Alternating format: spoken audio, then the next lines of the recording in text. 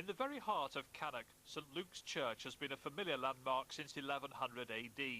The Reverend Peter Hart can't quite remember that far back, but he does have fond memories of his previous career as a professional footballer. But when he's not preparing for communion, the former captain of Walsall Football Club has another sporting passion.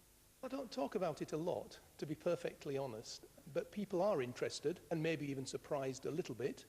I suspect it's not the archetypal picture of a vicar, but nonetheless it's certainly something that reflects this vicar.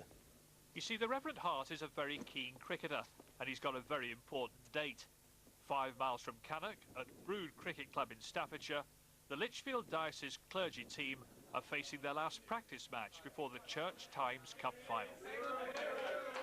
We'll be doing our utmost to bring the cup back to the Lichfield Diocese. But again, as long as we play well as a team, we will enjoy it, and we've got a chance. The Reverend Jeff Reynolds has arrived just in time for the toss. Heads.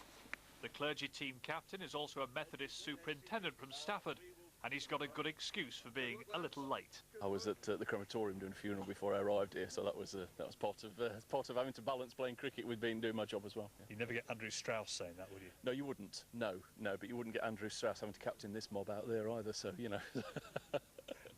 Jeff's only joking. The Lichfield Clergy aren't a mob. They're a very accomplished cricket team. Last year, for the first time, they got their name on the Church Times Cup, and they're in no mood to loosen their grip on the silverware. Marking my card, 2 Right Reverends from Wolverhampton and Shrewsbury. But neither of these bishops will be on the bench for Thursday's final.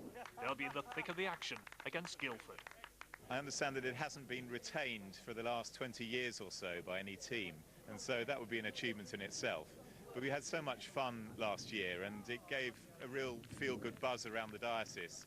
Do you pray together before a match like this? We don't have a big huddle prayer, no. We thank God for the wonderful day and the enjoyable game we're going to have.